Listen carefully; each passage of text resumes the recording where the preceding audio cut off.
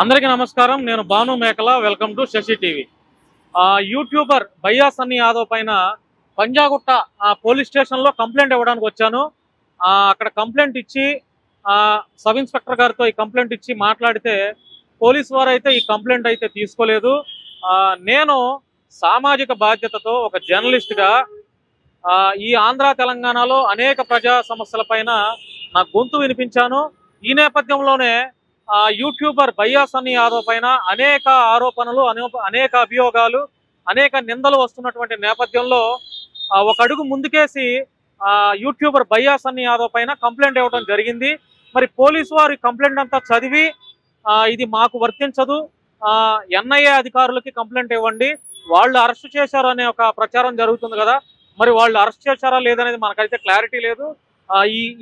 ఈ complaint NIA అధికారులకు ఇవ్వండి, మేమైతే తీసుకోమని చెప్పి పంజాగుట్ట పోలీస్ స్టేషన్ ఉన్నటువంటి సబ్ ఇన్స్పెక్టర్ గారు నాకైతే తెలియజేయడం జరిగింది. మరి నేనైతే సామాజిక బాధ్యతతో, ఎందుకంటే ఈ భారతదేశంలో పుట్టి, భారతదేశం గడ్డ మీద పుట్టి, తెలుగువాడిగా పేరు పొంది ఈ తెలుగు మట్టిలో పండుతున్నటువంటి పంటలను తింటూ శత్రుదేశమైనటువంటి పాకిస్తాన్కి సంబంధాలు ఉన్నట్టు, లేదంటే పాకిస్తాన్కి మన దేశ రహస్యాలని చేరవేస్తున్నట్టుగా వచ్చినటువంటి అనేక అభియోగాల నేపథ్యంలో నేను ఒక అడుగు ముందుకేసి సోషల్ రెస్పాన్సిబిలిటీతో కంప్లైంట్ ఇవ్వడం జరిగింది. కానీ మరి కంప్లైంట్ అయితే తీసుకోలేదు పోలీసు వారు.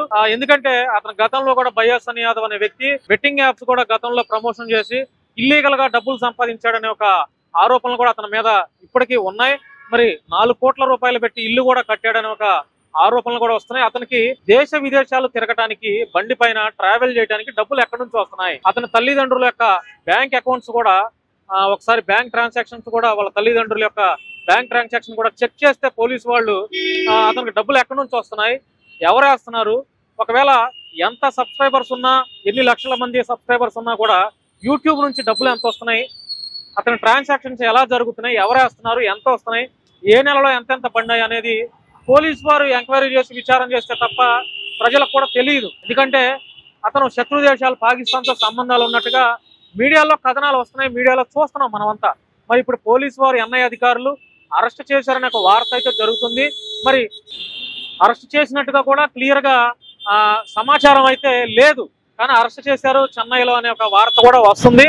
సరే, ఏదేమైనా కూడా సోషల్ రెస్పాన్సిబిలిటీతో, సామాజిక బాధ్యతతో మన దేశం తరఫు నుంచి ఒక జర్నలిస్ట్గా యూట్యూబర్ భయ్యా సన్నీ యాదవ్ పైన నేను కంప్లైంట్ ఇవ్వడం జరిగింది. పోలీసు వాళ్ళు అయితే తీసుకోలేదు. మరి నెక్స్ట్ ఏం చేయాలనేది నాకైతే అర్థం అవ్వట్లేదు. ఎవరైనా సోషల్ యాక్టివిస్టులు ముందుకొచ్చి, లేదంటే సామాజిక ఉద్యమకారులు ముందుకొచ్చి, లేదంటే సమాజంలో మాకు కూడా బాధ్యత ఉంది, సమాజంలో జరిగే ప్రతి విషయం పైన మేము కూడా స్పందిస్తామనే ఆలోచన కలిగినటువంటి, విజ్ఞత కలిగినటువంటి ఎవరైనా సరే ముందుకొచ్చి మరి భయ్యా సన్నీ యాదవ్ పైన చట్ట ప్రకారం చర్యలు తీసుకోమని లిఖితపూర్వకమైనటువంటి ఫిర్యాదులు ఇస్తే తప్ప అతని పైన అతను బెట్టింగ్ యాప్స్ ఎంత సంపాదించాడు, ఎక్కడి నుంచి వస్తున్నాయి, శత్రు దేశాలతో సంబంధాలు ఉన్నాయా, లేదంటే పాకిస్తాన్కి మన దేశ రహస్యాలను చేరవేయడం లేదని అనేక విషయాలు తేటతెల్లం అవుతాయని చెప్పి ఈ సందర్భంగా నేను తెలియజేస్తున్నాను. మరి నా కంప్లైంట్ అయితే పోలీసు వాళ్ళు తీసుకోలేదు, ఎన్ఐఏ అధికారులకి కంప్లైంట్ ఇవ్వమని చెప్పారు. మరి చూద్దాం నెక్స్ట్ ఇప్పుడు ఆలోచన ఏం చేయాలి అనేది నేను ఒకసారి ఆలోచన చేసి మరలా భయ్యా సన్నీ యాదవ్ పైన ఎక్కడ కంప్లైంట్ ఇవ్వాలి, ఈ ఎన్ఐఏ ఆఫీస్ ఎక్కడ ఉంది అనేది మొత్తం ఎంక్వైరీ చేసి కంప్లైంట్ ఇవ్వడానికే ముందుకు వస్తాను. ధన్యవాదాలండి. Thank you.